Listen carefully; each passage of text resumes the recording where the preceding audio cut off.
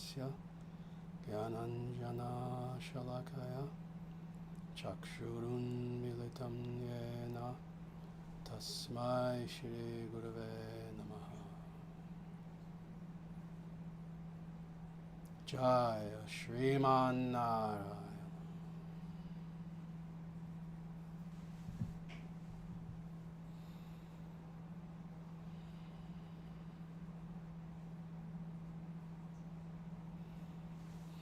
Namaste, everyone. As always, and as shall ever be for the next 46 years, it is my pleasure to be here with you on this Sunday afternoon. What, at least for us with our congregation here in Omaha, Nebraska, is Sunday afternoon in the Midwest, in Omaha, in what we call the Vedic heartland. Again, it is my pleasure to be here with you today. What we're going to be doing today is we are continuing. This is, I believe, session 9 of our exploration of the Purusha Sukta. And indeed, we have been doing this for quite some time. As people know, when we do especially somewhat longer either passages, or sometimes we've done entire scriptures. For example, we did the Isha Upanishad several years ago, and we did the entire thing, my translation. Of course, these series can take some time. They can certainly take weeks and weeks and weeks. So again, this is the 9th section, and we're not done yet. We'll see how many verses we can get through today. Thus far, for the last several weeks, we've been doing one verse. So me commenting on one verse for, close to an hour, something like that, 40 minutes, 45 minutes, it varies. But that's how slow we've been going. Usually we've been going through a little bit quicker. But again, the last maybe 3 times, it's been one verse at a time. We'll see if this time we can maybe get through several more verses than just one. But with that, let us dive into Purusha Sukta. As I always say, if you would like to follow along yourself, if you look at the description of this video, at least as it is on YouTube, you will see the translations of the verses that we will be going through. So we're going to begin today with verse 18 of the Purusha Sukta. And it proceeds in this way. Through worship of the Purusha in the form of Yajna, the gods performed the sacrifice. These were the first dharmas.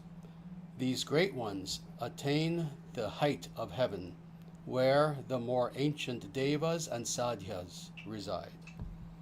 So very nice, very beautiful verse, very interesting verse, and there is indeed, like all of these verses, quite a bit that is here that we have to cover.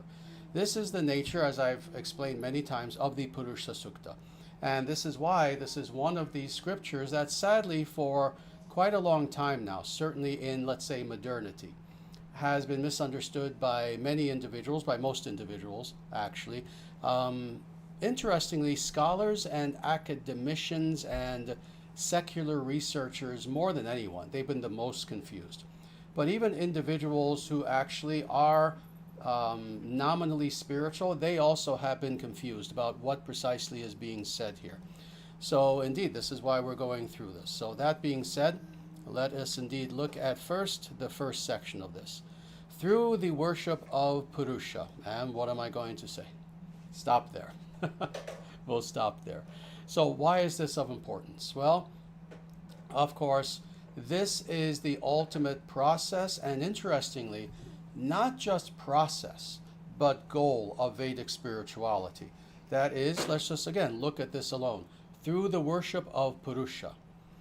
So indeed, it is in worshiping, first of all, who is Purusha. Again, I've explained this ad infinitum for the last 8 sessions. Now this is the 9th. Who is this Purusha specifically who is being spoken of in this very specific context? Well, this is God. This is God, but a special aspect of God. God in a somewhat more general sort of sense, and God very specifically as he interacts with, not touches, he does not, but he interacts with the material world. But this is God who we're speaking of. So through worship of God, and again, why am I focusing on this? Because when it comes to Vedic practice, truthfully, let me make this somewhat even more broad. When it comes to wanting to know truth in and of itself, what does that mean? In fact, let me tell a little story that I recounted several times actually, but I also remember recounting this with one of my students, maybe 2 days ago, something like that. And it was about my own personal spiritual journey as a very young person. I was an only child, I still am an only child. So I had time on my hands, and for some reason, all throughout even my life as a child, I wanted to know what was the meaning of life. What was truth? Truth with a capital T. Not subjective truths, not my truth versus someone else's. No, I wanted to know that which is the supreme truth, the absolute truth, that which cannot be negated by anyone else's opinion. And I would not have stated this in this way as a 7, 8, or 9-year-old. Certainly, if you had asked me back then, I'm sure would have been much less eloquent. I would have just said, I want to know truth, and that was about it. But in my mind, I knew what I meant by that. I meant the supreme beyond which there is nothing. Now, that being the case, for some reason, I was blessed by God that for some reason I knew that truth is equated with God. You see, I never went through an atheist phase where, well, just general truth. Is there even a God? I don't know. Let me just find truth. And if the truth is there is a God, that's nice. If there isn't a God, well, what can you do? No, I never went through that stage. I realized that by truth, I meant God. I meant the highest. I meant that being who is the highest and who is our source. And this being the case, this is what started me searching in the precise way that I did. And that is starting to read the scriptures of the world, starting to read first the Old and New Testament, so the Bible, many other scriptures, etc. But then, of course, coming ultimately to the Bhagavad Gita. And with the Bhagavad Gita, having the understanding that, the Bhagavad Gita, these are the words of God. And interestingly, it's in the Bhagavad Gita that from a personal perspective, we get the clearest outline of what precisely is meant by this word Purusha. And what is meant by Purusha is the supreme person. So these are all things that I've said before, but now it gets even a little bit deeper. Through worship of the supreme person. Now, why is this of such importance? This is the means by which we know that supreme person. It's one thing to know and to understand, and again, to take really upon faith and even philosophical certitude that there is a supreme person. That's one thing. But then how do we know that supreme person? You see, it's kind of like knowing, there's this wonderful, paradisical sort of place, a place of splendor, a place where all the streets are clean and the people are all polite and nice and everything. And it's almost like a paradise on earth. And the name of this place is Tokyo. Because indeed, Japan is very much like that. It's one of the very few civilized places left on earth. But it's one thing to know that, yes, there's a place called Japan, there's a place called Tokyo, or pick any city, any place, any village in Japan. But it's a very different thing to actually go there, to actually arrive there, to breathe in the air, to see with your own eyes, not just a video, but with your own eyes, everything happening, what it's like, etc., etc. In the same way, it's one thing to understand and to even accept. You see, this is why, to simply know something intellectually and to even accept it intellectually is not enough. It's one thing to know and to accept that there is a Purusha, a supreme person. But now we are to know that person deeply, intimately. And how do we do this? Through worship. Through having this interaction with God in such a way that we express our adoration, that we express what in the Sanskrit is called bhakti, or devotion, toward that supreme person. And then reciprocally, we also begin to experience the very presence of that divine person. So this is why I'm focusing on just these very few words here so much. Through worship of the Purusha. This is how we know God, is by worshiping God. And now, interestingly, now we get to the specificities of what is being said here in the form of yajna. So again, you will remember in the earlier sessions of the Purusha Sukta, we explained how what is occurring here, what this is all revolving around, while philosophy is being thrown at us, all sorts of interesting things are being given to us. At the same time, the storyline is focusing on a real event that occurred in our universe multiple billions, with a B, of years ago. And that was an actual yajna that took place. So this is now what this is speaking about. So through worship of the Purusha in the form of yajna. So again, we explained how God himself, or first of all, what is yajna? For those who either are new here or you forget exactly what was said in the past, what exactly is yajna? Well, yajna is it's the primordial ceremony, and truly, it is the first religious spiritual ceremony that has ever occurred in the history of all things, in the history of not just humanity, this is before even humanity, in the history of our universe. This is what yajna is. So through the worship of the Purusha in the form of yajna, we explained before how Purusha himself is the yajna. Purusha is offered into the yajna. The yajna has no meaning without Purusha, without God. So through the worship of Purusha in the form of yajna, the gods performed the sacrifice. The gods performed the yajna. In fact, really, the word yajna is used twice here. So Purusha in the form of yajna, the gods performed the yajna. So thus, making it very clear that when it comes to rituals, ritualism, any kind of ceremony that takes place, etc., etc., etc., the important thing is to understand that the heart of the ceremony, if it is an authentic Vedic ceremony that is done in a beneficent way, that is for good, the very heart of that ceremony is God himself. Now, that being said, let's go on. These were the first dharmas. These were the first principles. Now, again, it's interesting how when you look even at the Sanskrita, actually, which I know Vedic Sanskrita in addition to classical, what is interesting is that sometimes, like in the sutra literature, which is code, even in Vedic literatures that are not sutra in form, things are sometimes presented in a very quick, matter-of-fact way. Why? I've explained this before. It's because the Vedic scriptures were not written for people in 2025 who are addicted to video games. The scriptures were written, quote unquote. Truthfully, they're eternal, but they were first put down into language, into written form, for individuals who already knew Vedic culture. So thus, they didn't need all the filler. So things are presented in a very straightforward sort of way. So these were the first dharmas. What is this talking about? Again, that's what a modern person would say, and they would say it just like that. These were the first dharmas. In other words, the first principles. It is as a result of the gods performing this first of all yajnas to Purusha, with Purusha being offered in such a way.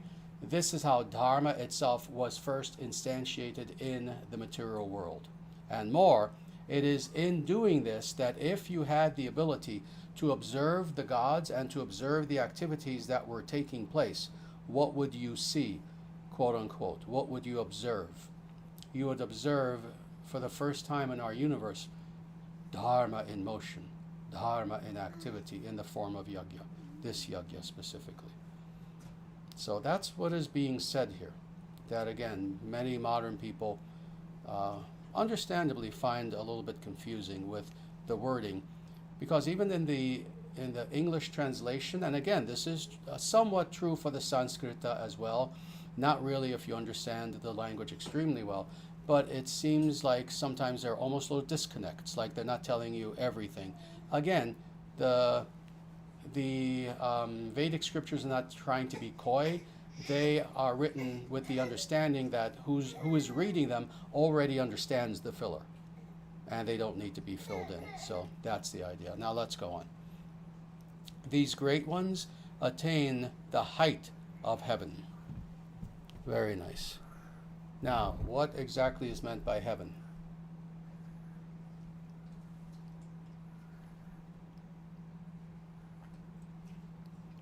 Well, we have said this a few times, it does bear repeating.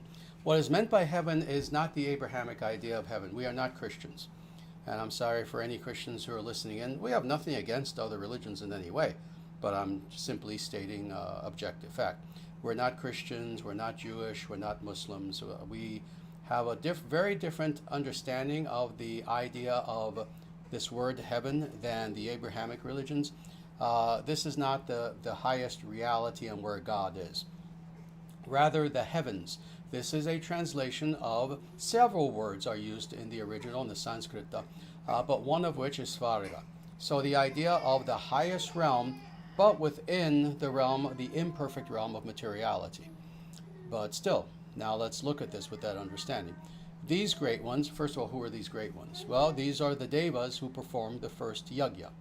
That's who is being spoken of, and they're being spoken of already as great ones. So they are already amazing individuals. Why is this the case? Well, of course, again, we're talking about beings who lived billions of years ago. And again, in Sanatana Dharma, and I've tried to make this clear to people. In my writings, I make it radically clear.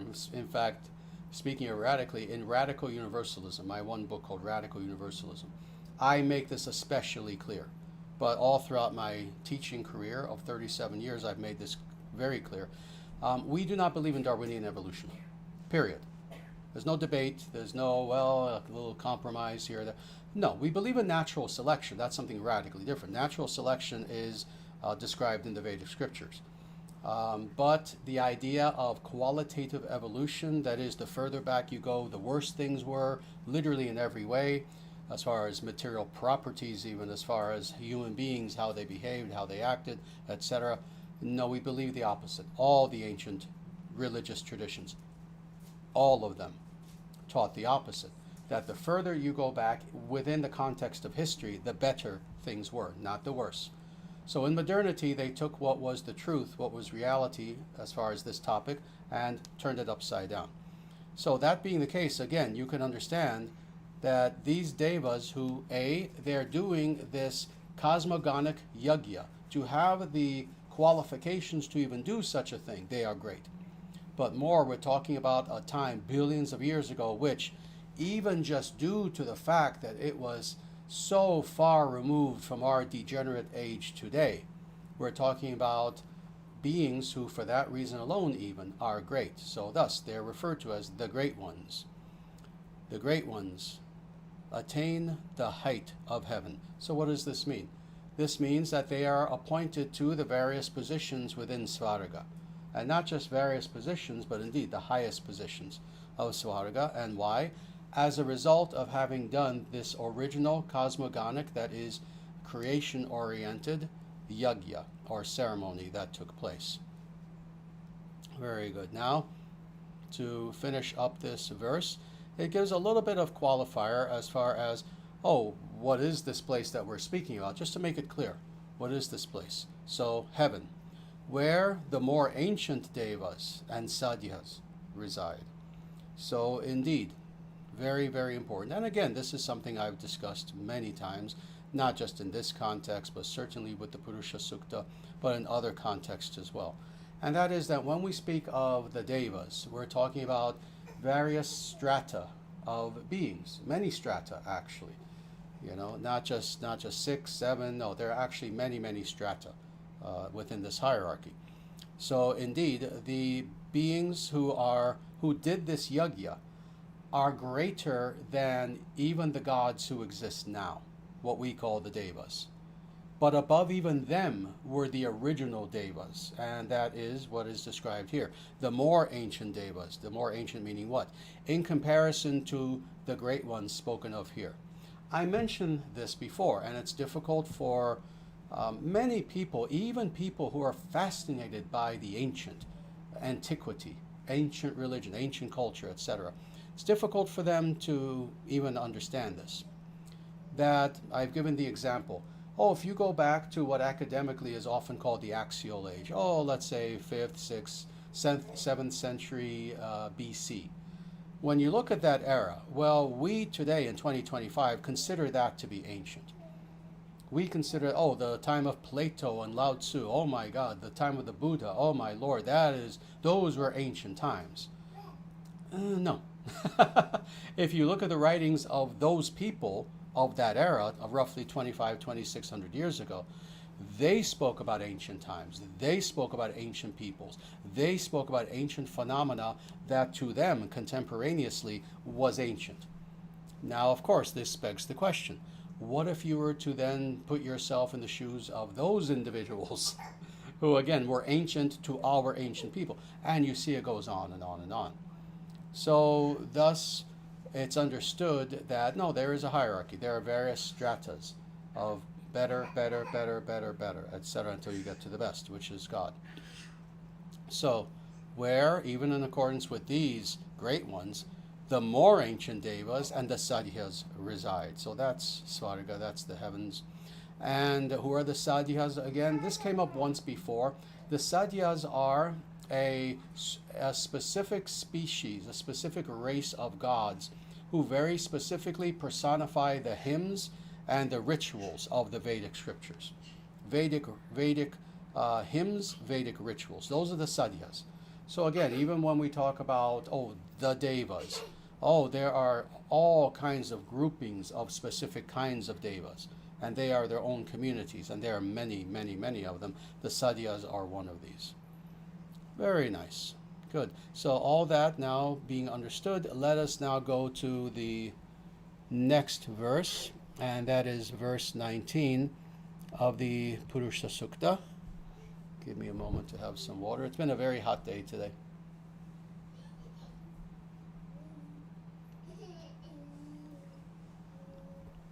When people think of Omaha, Nebraska, maybe they don't think of hot days, but we're still kind of in the tail end of summer. I forget if it's even officially fall yet in the nation. I believe it is. But in any case, it's still pretty hot here. So the next verse, which is 19, and it proceeds in this way.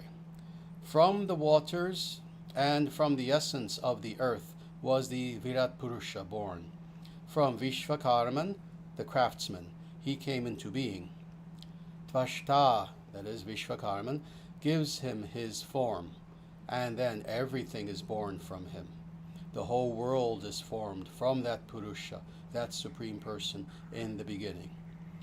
Very good. Now, this is a verse that we're going to spend a little bit of quality time on. The reason why is because, and I've read, not just for this purpose, for decades, I've read several of the best and sadly some of the worst commentaries on the Purusha Sukta. And let me tell you, this verse confuses people like crazy, because it seems, of course, to their mind to be saying things that don't quite make sense, especially if you understand the ontological nature and juxtaposition of the various elements of reality. Then it doesn't make sense until someone explains it to you, and then it does. So let me help you to make sense with this. Before we even dive into it, however, first let me remind people that one reason why it doesn't make sense is because you cannot just read and try to understand this verse in isolation. You have to have read the entire Purusha Sukta, including the sections that were previous to this, where it explains the nature of the Purusha. And it explains that the Supreme Person is someone who, pre-exists all materiality, pre-exists any specific Brahmanda or universe, so thus is fully independent from anything that is of the nature of the material, and that the nature of the Purusha is of the nature of consciousness. This is explained both in the Purusha Sukta itself. This is explained in all of the Vedic literatures that speak about the Purusha, including Srimad Bhagavatam, including certainly the Sankhya literature, etc. So you need to have this understanding, which is clearly laid out for you outside of this verse. But again, people will focus on this verse like a laser beam, forgetting everything else that was just explained to you about the Purusha, and they get confused. If, on the other hand, like an intelligent person, you keep in mind everything that was told to you first about the Purusha and what is the Purusha's nature, and what is specifically the Purusha's relationship with materiality, then this makes sense. So let's look through this. So first of all, from the waters and from the essence of the earth, the Virat Purusha is born. Was the Virat Purusha born? Very nice. Now, this is something important to be said about this, and we describe this. There is a slight difference, but a very important functional difference between Purusha in and of himself as merely Purusha versus a secondary aspect known as the Virat Purusha, which the Virat Purusha is intimately tied to a specific universe as the very heart and soul of that universe. What is being described here is certainly the Purusha, but in his secondary feature as Virat Purusha. Again, look at the Sanskrita and you will see that. So, all that being said, from the waters and from the essence of the earth was the Virat Purusha born. Now, this is where people get tripped up in this. People will make the mistake of thinking that quite literally God was born from the waters and from the essence of the earth. Because again, what are we talking about? The Virat Purusha, that which is God as God is represented within our cosmos. That is not, however, what's being said. First of all, the Purusha himself, that is God, precedes all of this, precedes even a universe coming into being. What is being described here is the process of, again, cosmogony, how the universe is created. So the universe being in the process of creation, the gods do yajna in order to ask the Purusha to please invest this universe with your presence in the form of what is technically called Virat Purusha. And the way that Virat Purusha comes about is that he comes about as a result of the waters and the essence of the earth. Now let's talk about that. There are the five, that is Panchabhuta, that is the five elements. Of the five elements, it is water and the earth that are most necessary for organic coming into being. With this understanding, it's not surprising that this is how the Virat Purusha would be manifest within the material universe. That the gods, now having done the yajna, now having appealed to Purusha, please inhabit this specific universe with your divine presence. Now what happens is that through the waters and through the earth element, now comes the Virat Purusha, which coexists with the material universe, but they are separate. They are separate, but yet they coexist. So no, it's not the case that God is literally born from dirt and water. Not at all. On the contrary, God pre-existed, then all the elements come into being, and all this, the elements coming into being is due to the gods, and now through yajna, they ask God himself to invest his presence within the material universe. Very good. Now let's go on. From Vishvakarman, the craftsman, he came into being. So who is Vishvakarman? Vishvakarman is a very, very interesting being. He's spoken of actually throughout many of the Vedic scriptures, and he is not Brahma. Very important to say. He is a separate, very powerful entity who is necessary, again, for the cosmogony. Let me pause for a second. For those who have been with us for all 9 of these sessions, including today, you will see that the idea of cosmogony that is laid out in the Vedic scriptures, that is how it is that the world is created, is very complex, and necessarily so. Can you imagine how difficult it would be to create literally a universe? It's not an easy thing, and there are many, many elements that are involved.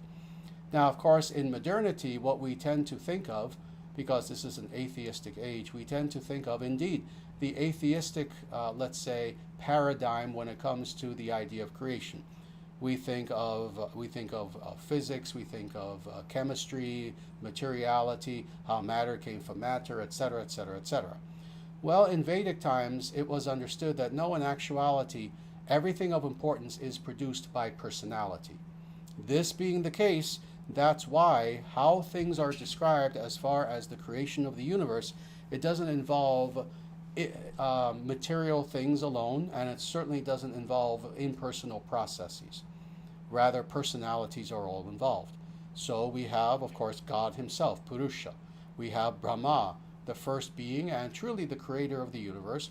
We have those progenitors who come after Brahma, who then are responsible for creating all the species, all the races, the gods, etc., etc. Eventually humans in the form of Manu, being the founder of the human race, etc. Well, this is yet another being who is the divine craftsman. He is an individual who he is responsible for taking things from conceptual form to actual form. So this is who Vishvakarman is.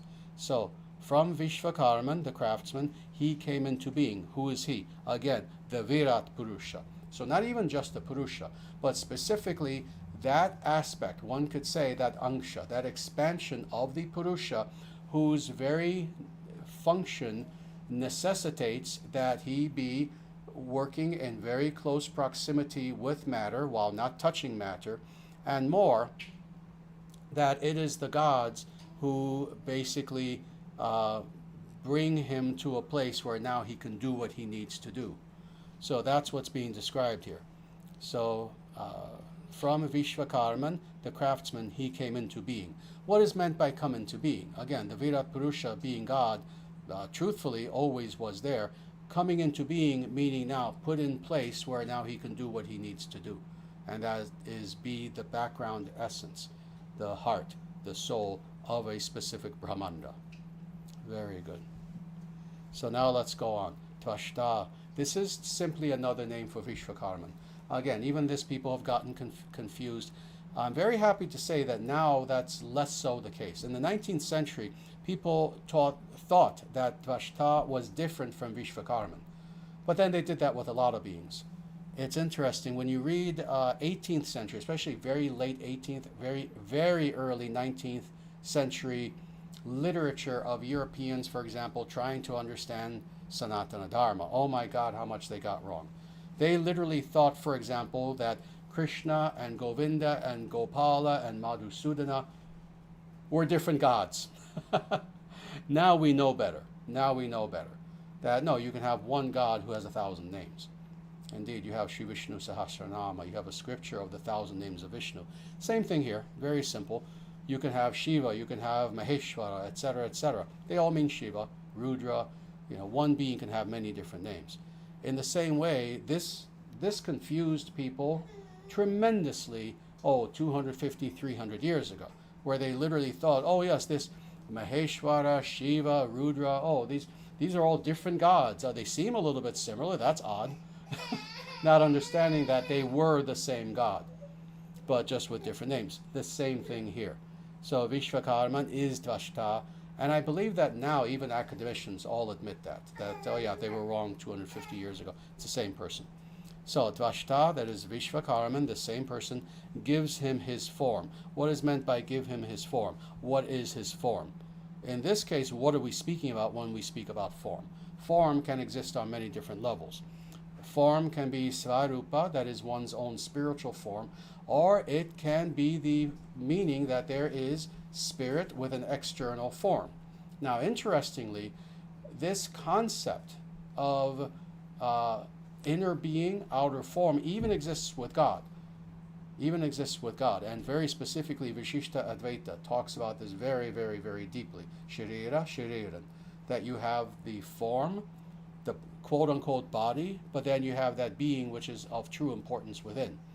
Well, the material universe is considered to be the form of God, with God being, again, the heart, the soul of that universe. So when it says here that Tvashtā, Vishvakarman, gives him his form, what is meant is that not that Vishvakarman, some, in comparison, lowly God, in comparison to God, this is a servant of God. It doesn't mean that he literally gives the Virat Purusha his internal form. It means he is crafting the universe into which God himself will be enformed, into which God himself enters. So Vishvakarman is creating the material universe that will then be inhabited by God. So this is indeed very complex, this is very deep, this is amazing, but this is how cosmogony takes place. I remember at one point in the past, I forget which session it was, someone asked me, oh, is this something that applies, these principles, do these apply only to our universe or to every universe? And I said every universe. This is how universes are created. And truthfully, as you can well imagine, we are barely scratching the surface. We can go very deeply into Vedic physics, for example. We can talk even more about the concept, the philosophy of cosmogony. There's a philosophy of cosmogony. There are certain set principles that must be there that all are logical in nature. They're like the principles of physics, but these are the principles of cosmogony and Vedic cosmogony. We can go very deeply into this, but then we will be doing Purusha Sukta for the next 2 years if we do this. So, indeed, we're trying to be somewhat quick with all this. Very good. And then the last clause of this sentence, and then everything is born from him. Now, who are we talking about still? The Virat Purusha. So God, in this secondary manifestation, this secondary feature of Purusha, whose specific function is to be the soul of our material universe. So it is from him that everything else is born. What is meant by that? You see, again, this is why it's confusing for people, because there are so many beings who are mentioned here. In some cases, there seems to be not really an overlap as far as activity, but an overlap in some of the language. So from whom is everything in the material universe born? Well, somebody could say, well, it's Brahma, the first being. No, not quite. He sets things in motion. People could say it's the progenitors, it's this person, that person. Why not even say it's Tvashtā, it's Vishvakarman? No. It is from that Virat Purusha, who is a manifestation of Purusha, i.e. God, that everything is born. What is meant by this? It is meant, A, primarily spiritually, and secondly, born, meaning that as a result of what occurred with this yajna, now everything of importance within a Brahmanda, a material universe, now replicates that very same activity. What is that activity that I'm talking about? That is the coming together of sharira, shariran, sharira, shariran. That is the internal spiritual being, and then that outward manifestation of the being. So this is what is meant by how from him, then everything is born from him. This is what is meant by this. So it's a very deep concept, specifically the coming together as was done originally in the first of all yajnas. Again, what happened in the yajna? That you have materiality, and the Purusha is brought in and invested into that materiality as its foundation of true spiritual being. The sharira and the shariran. This is what is occurring here. So what is meant by, and then everything is born from him, meaning that once this occurs, then everything of value now takes on that same sort of relational manifestation, such that you have the material. That's a Brahmanda. That's a material universe. What is the material? Everything that is perceivable and conceivable, because concepts are also material. The mental, the intellectual, the egoic is also considered material. So all of that is there, but then it is informed by consciousness. Whether the consciousness of Purusha, i.e. God himself, or our own consciousness. When you look at a person, a human being, what are you seeing? You're seeing the tail end replication of everything that we've just been talking about. You see a physical body, materiality, which is informed by consciousness, and Atman who is here. You see the sharira and the shariran, even in a human being. So this is how the universe now functions because of this first yajna, in which that was first done on a cosmic scale. The bringing together of materiality, and now that being who will be the heart, the soul, the consciousness of that materiality. Do we understand now? Thus is the nature of, indeed, philosophically described, of Vedic cosmogony and cosmology. Very good. The whole world is formed from that Purusha in the beginning. And there we go. The last sentence explains exactly what I just said. The whole world, that is, this entire Brahmanda, is formed from that Purusha entering into the whole material world in the beginning. Now we understand the Purusha Sukta perfectly. If you don't understand what the Purusha Sukta is saying, then you need to focus on what is one of the most difficult verses for modern people to understand, and that is this verse 19. Because again, I can tell you, people have been boggled by this verse. And again, the more modern, the more boggled they are. The more modern, the more confused they are about the nature of this verse. And it's because it explains exactly the purpose of the Purusha Sukta, to explain this relationship of the material universe. But now there's a relationship with that and this mysterious being called the Purusha, which again, most people reading this, they kind of get that, but they don't understand what exactly is being said. Now we understand exactly what is being said. Very good. Nice. Give me one moment to look at the next verse and see if we have time to go through it.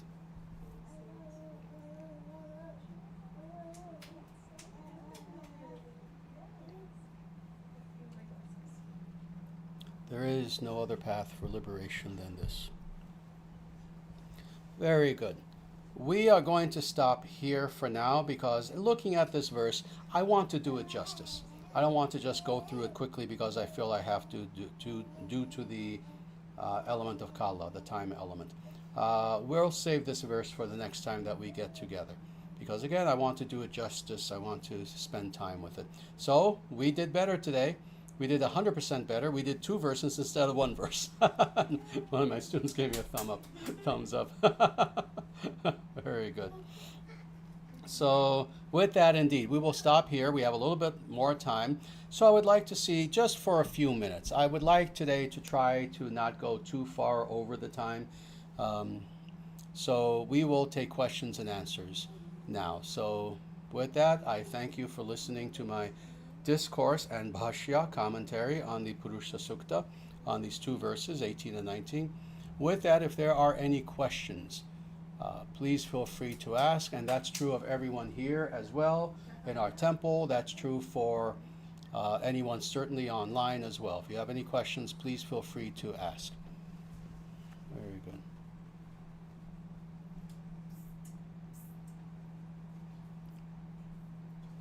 Yes, very good. Oh, I'm sorry. Let me actually, all right, I'll get to that question first. It's always good to answer people in person first. So please, you had a question.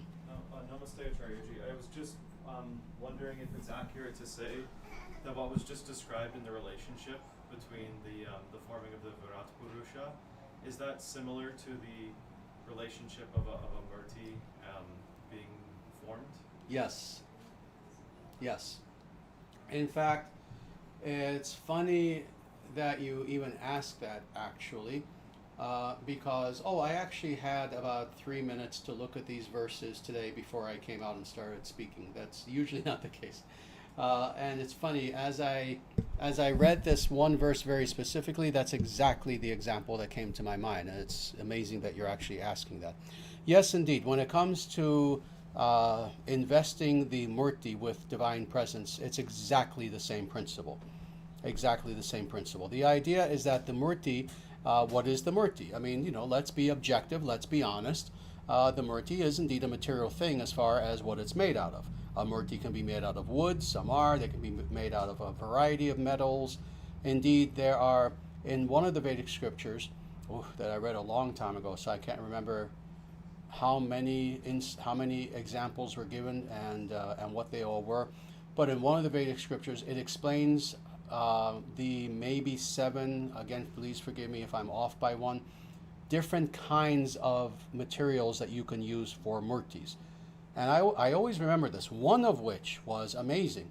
And that is that this Vedic scripture said specifically, if you find yourself in a place where you do not have adequate materials and you wish to do worship, if you find yourself, for example, on a beach, very temporarily, you can actually create within the sand an image of the murti with the idea that it's there temporarily.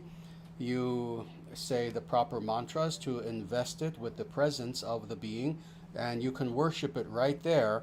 And then when you're done, you say another mantra and you get rid of that image. Is that amazing? The Vedic scriptures say this. This is one of the ways in which you can create murti.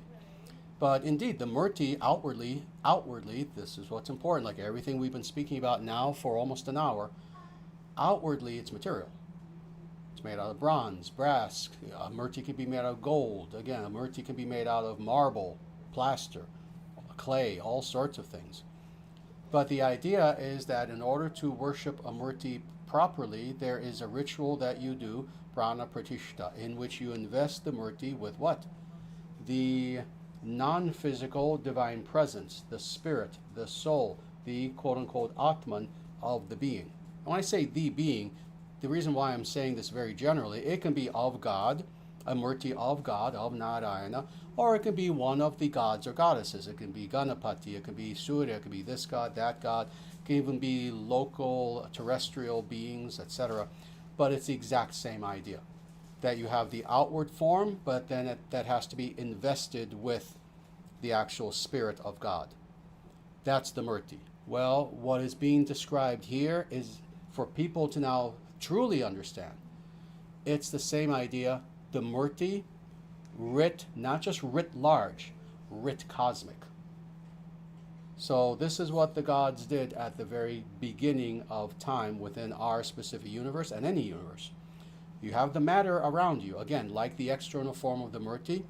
They do yajna in such a way that now they, you could say, call down the Spirit of God to now invest himself within the cosmos in the same way that you do with the murti, with the prana pratishtha ceremony.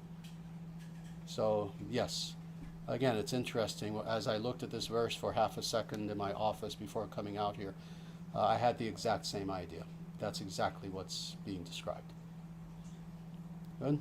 Yes, thank you, Acharya-ji. It was, it's also accurate and correct to say that it's because that this is nothing's automatic, nothing's autonomous in the dead sense. This is a radically personal relationship, and it's Krishna's decision to infuse the murti, and it's the person's decision to ask Krishna to form the murti. It's all a radical relationship versus just non-living powers being called mechanistic. Mechanistic, yes.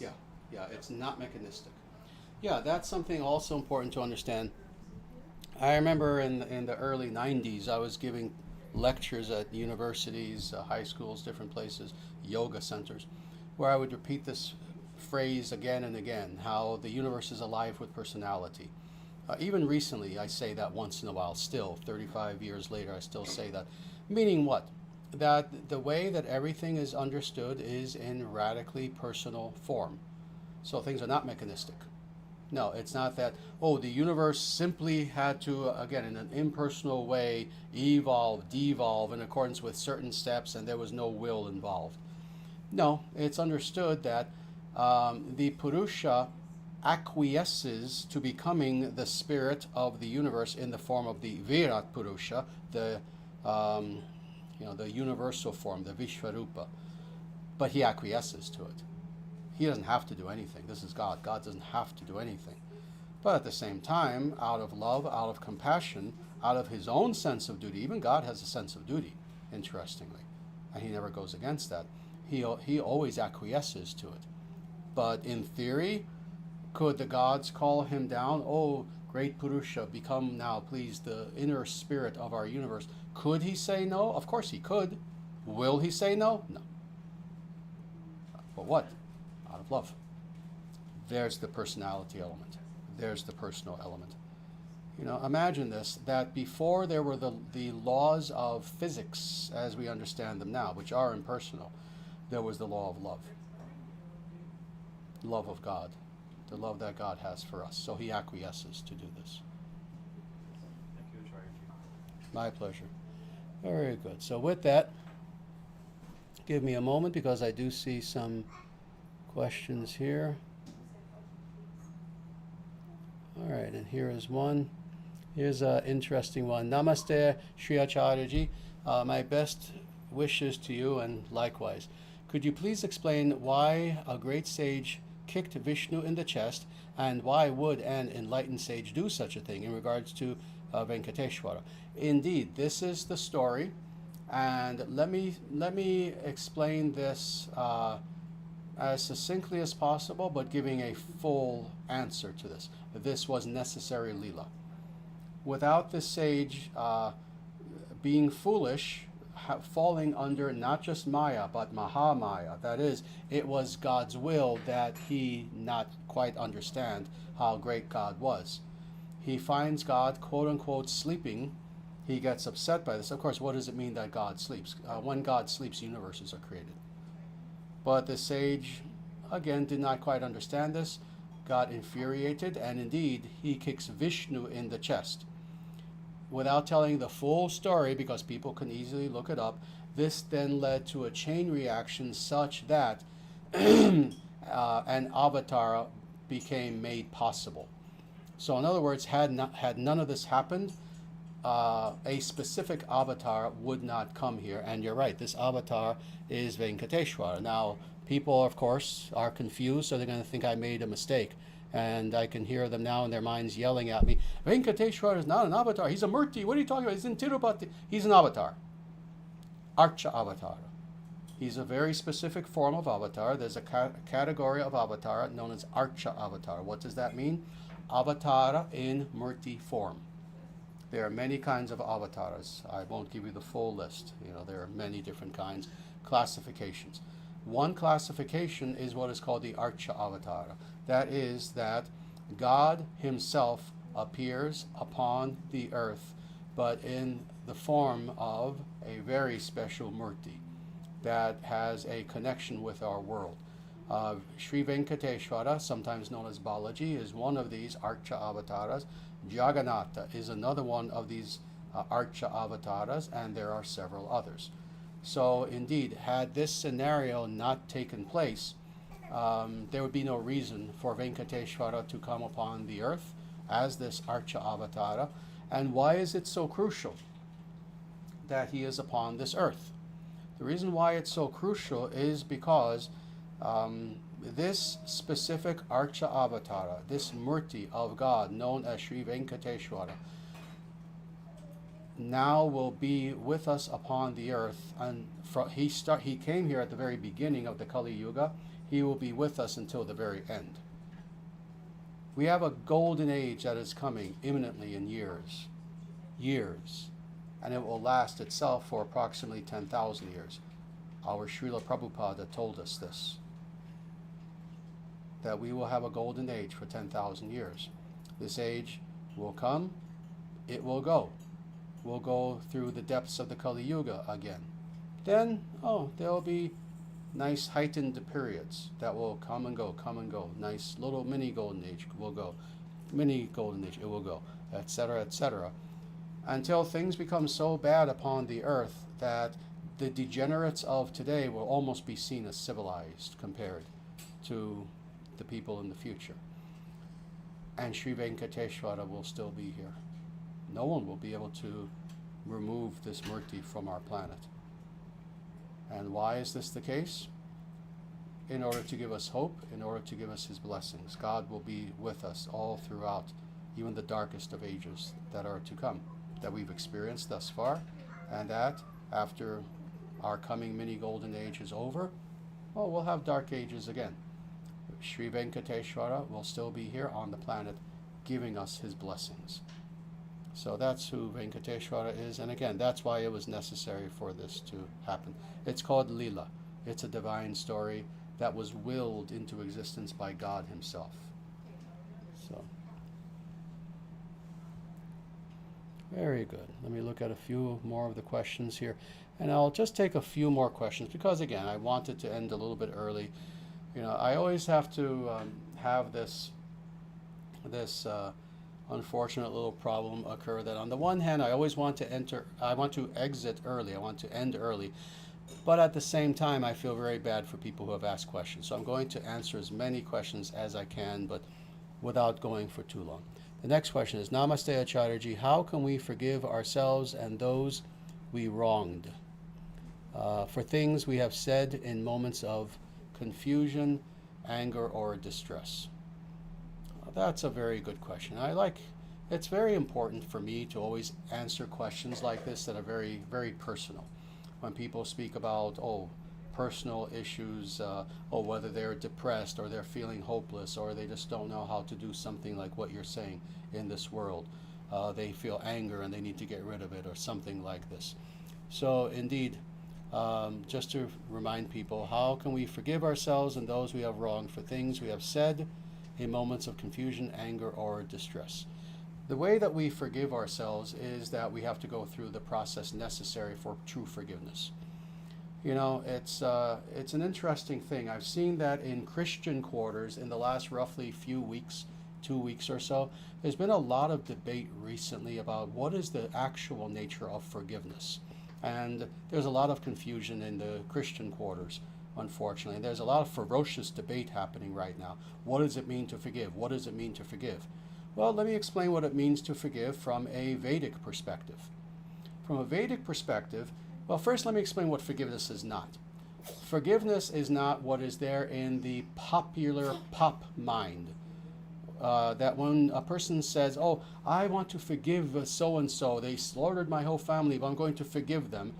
And the popular mind, what that means is you not only say the words, I forgive you, but you kind of also have the implication that, all right, well, what you did in the past, you did it, and no, we'll just, it's in the past now, we'll forget about it, and justice doesn't have to be done or anything like that. No, we have forgiven you as a result of the goodness within our own heart, and if anything, now we should actually even, I want to make you my best friend, I'm going to hang out with you all the time and help you, even give you money, etc., etc.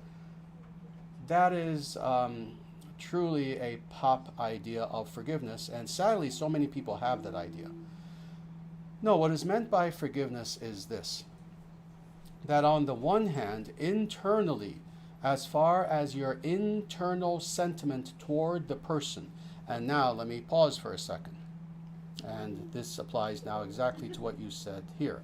Whether the person who you need to forgive is an actual other person outside of yourself, or whether it is yourself. In true forgiveness, this is what this means, that internally you do indeed forgive the person. In other words, you say, inside myself, I reconcile myself to the fact that you did a wrong against me, but for the grace of God go I. I realize that you also are Atman in illusion, so therefore you did something you should not have done out of illusion. But I understand, and I bear no ill will toward you.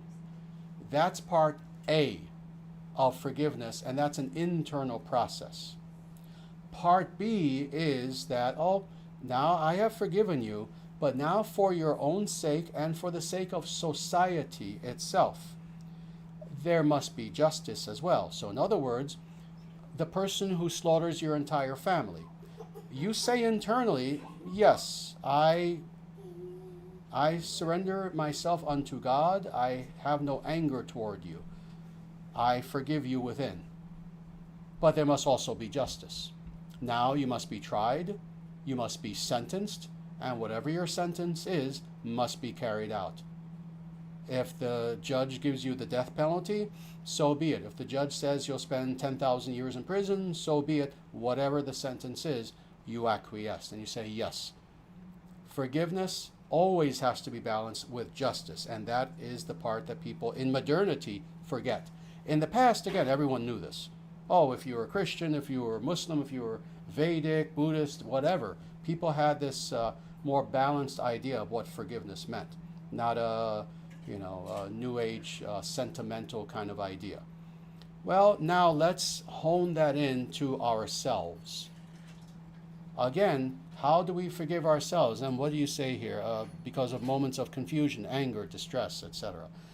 In the same way, now you being the object of forgiveness, indeed forgive yourself internally. understand that in the same way you would say this about someone outside yourself, now say it about yourself and understand it applies just as much. We are not perfect. Human beings are not perfect. Human beings make mistakes. Human beings can, in a moment of confusion, a moment of illusion, a moment of emotions going wild, say or do the wrong thing. But you forgive yourself. You say, but at the time I was operating out of ignorance. What is ignorance? Ignorance is lack of knowledge. That's all that ignorance means. That's the literal meaning of the word ignorance. A lot of people mix together all these words. Someone is stupid, someone is ignorant, someone is unenlightened, someone is this, someone is that. Someone is ignoramus. Any word that you can come up with. The word ignorance specifically simply means lacking knowledge. So at the time you can say about yourself, yes, at the time I was ignorant of what was the thing to do. But now I know. So forgive yourself. But more, there has to be justice. What does this mean? This means that now you have to vow yourself to becoming a better person, to never replicating these mistakes that you've made in the past. It's good to forgive yourself, but also make sure that now you fortify yourself in virtue, in goodness, in good behavior, in spiritual behavior, in understanding and wisdom, etc., in such a way that these things will not happen again, or at least very infrequently. Again, humans are not perfect. So could this happen again in the future, in a year? Oh, it could. But truly do your best to make sure that it doesn't.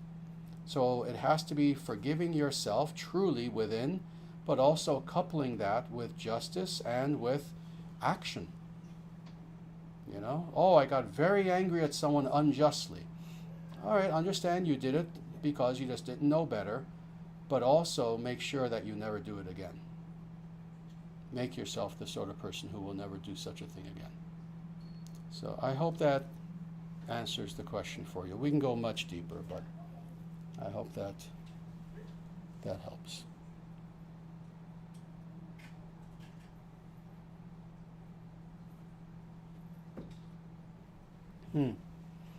Good, good. This is a question that gets back to exactly what the Purusha Sukta was saying. It is Namaste, dearest Acharyaji. Namaste to you as well. Is any given universe a person in themselves in the same vein as our planet Bhumi Devi is a person with a distinct personality? Yes. That is the entire point of the entire Purusha Sukta. Each universe has its own, how did you describe it here? Is any given universe a person in themselves? Yes, that is the Purusha. That's exactly the point of the entire Purusha Sukta. That when you have a given Brahmanda, a given universe, the material aspects of the universe are, again, this is the Shariran. The material universe is like the body. It is the Purusha that forms the actual person of that universe. So for a given universe, the personality of that universe, interestingly, necessarily is God himself. And it's because of the fact that we're talking about a cosmos. We're talking about an actual universe that is so expansive in nature, so complicated, that it can only be the body of that highest of all beings. But again, a manifestation of a manifestation. The Purusha spoken of is a manifestation of Narayana, and the Virat Purusha, who inhabits the universe, is a manifestation of the Purusha. So I hope that makes sense. So to answer your question, yes, any given universe, the person of that universe is Purusha.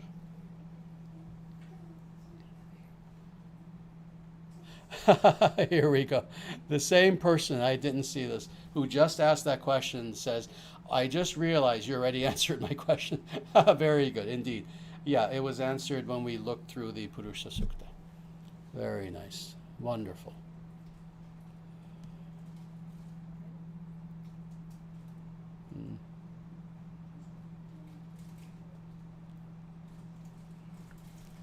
Very good. Yes. I will, this is a nice question actually, and I myself have never had the blessing of being there. I've been to India twice, 1985, 1986, and I did not have an opportunity to venture as high as the Himalayas, so as far north as the Himalayas. But the question is, Namaste Acharyaji, please accept my humble obeisances, and certainly likewise. Kindly please explain the significance and mystery, if there is, behind the Kailasha mountain. Indeed, the Kailasha mountain is a truly amazing phenomenon, a spiritual phenomenon within the material world. So several things to be said about this. First, let me give a little bit of background, some of which a lot of people may know, some of which no one knows about this. But the Kailasha mountain is an actual mountain. You can look up images of it, etc. It is formed in the shape of a linga, Shiva linga. So when you look at it, it's not just a mountain. The form of this mountain is quite odd. You know, when you think of a mountain, you think of a pyramidal sort of structure, something like a pyramid. This is not a pyramid, it's more like this. It's more like just something jutting up into the sky. The reason why this is the case is because the Kailasha mountain serves several functions. It is the center of our world. Also, it is the abode of Lord Shiva. That's why it's in the form of a Shiva linga. Lord Shiva is known to, among other places and other manifestations, he inhabits the very top of Mount Kailasha. No, to put the silly atheist questions aside, no, you can't go there and take selfies with Shiva behind you on top of Mount Kailash. No, he is there invisibly, obviously. Most human beings don't have the ability to see him. But interestingly, Mount Kailasha, this is unknown to many people. People tend to think that it's only a sacred mountain for quote-unquote Hindus.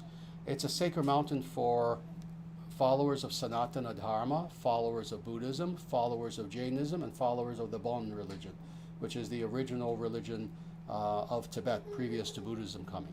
So this is recognized universally, that this is the axis mundi of the world, to use the terminology of Mircea Eliade. It is the axis mundi of the world. It is a place in which both the material and the subtle and the spiritual worlds come together in such a way that they intersect. And interestingly, and I've heard this all my life, you know, if it's not true, someone can please correct me. I'm always open to correction. You know, I have, the facts that I have, but I don't have every fact on earth. But I understand that no mountain climber has ever been able to climb Mount Kailash using normal means, at least. You know, I don't know if a helicopter can get you up there, but no mountain climbers have tried to climb Mount Kailash, and they have not successfully been able to do so. And the few who attempted and who went against, because it's understood, even if you go there, the locals will tell you, this is understood in all of the religions that I said, Mount Kailasha is sacred. You do not climb it. You go there with reverence. You offer your obeisances. You can touch it, but you touch it with great reverence, and then you touch your head in, again, reverence for Mount Kailasha.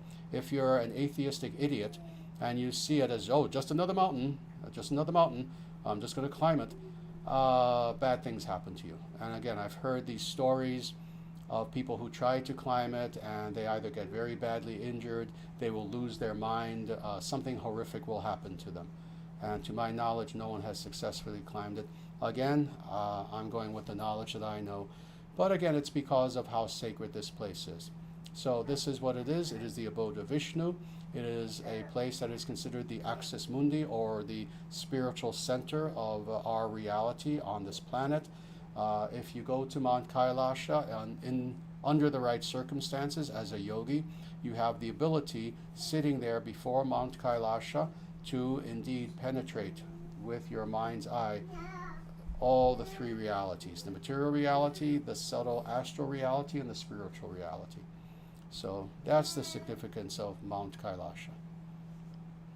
Very good. Very good. Yes, I have confirmation here. This is what I've heard all my life. Someone here says no. People tried it, but never succeeded under mysterious, i.e. transcendental circumstances. And indeed, this is the case. I mean, I've seen interviews with people. I've seen people recount stories of, again, silly Westerners, who just see this as another mountain that exists as another challenge for them. They try to climb Mount Kailasha, and it never ends up good for them, and no human being has been able to get to the summit of Mount Kailasha. It's because it's one of the most sacred places on earth, maybe the most sacred. So with that, we're going to stop here because I had wanted to end at 3, but now we're going a little bit past 3. We will indeed end here.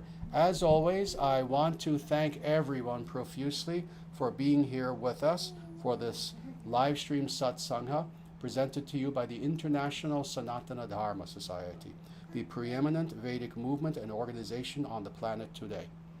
With that, as always, before I leave, let me just tell people, and I saw that the link is indeed here in the chat.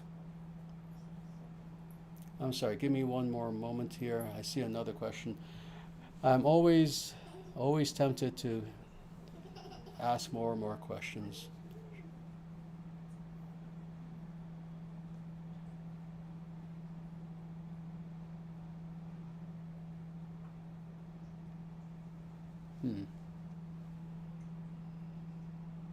Very good. Oh. Yes, let me answer this very, very quickly. Actually, this is the last question I'll answer, and I have to answer it briefly, but it is Dandavarta Maharaja, is Sadashiva in Tvashtā realm a post that any Atman can inhabit, or a personality? I was reading in an article about this that had B.R. Maharaja's quotes, but I was confused. No, it is confusing, but at the same time, I can answer this very quickly in a minute or less. The post of Sadashiva, just like the post of Prakriti, just like any of these, they're not even posts, they are personifications of Shaktis. And I've explained this before, how when we hear the word Shakti, most Shaktis are quote-unquote feminine in nature, but a few are masculine. So what's an example? Ananta Shesha, is the Shakti, the power of the infinite. But this is considered to be a male. In the same way, the highest Shiva is considered to be a Shakti of God, and that is Tatashta Shakti, what is indeed, you even quote here, Tatashta Shakti. That being the case, it's not just a post that any Atman can occupy. Not any Atman can just become Prakriti.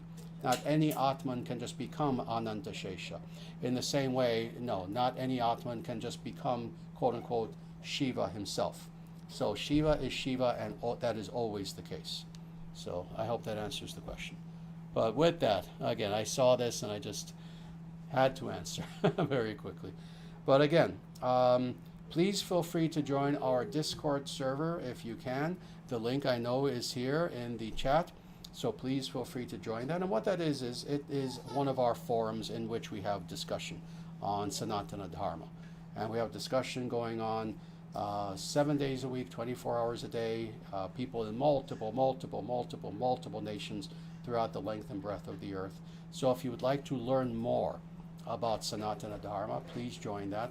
The other thing I wanted to say is that if you can, please visit dharmacentral.com. And there you'll see all of our books that are available. You can become a donor to the International Sanatana Dharma Society. You can become a monthly tithing member to the International Sanatana Dharma Society as well. And with that, everyone, I thank you all for being here. When we get together next time, we will continue with the Purusha Sukta. And with that, Namaste. Jaya Shriman Narayana. And before we leave, everyone, as always, I leave you with these words of Bhagavan Sri Krishna from Bhagavad Gita, chapter 18, verse 66, wherein he says in the Sanskrita, Ma Shuchaha, do not fear. And with that, everyone, please take care.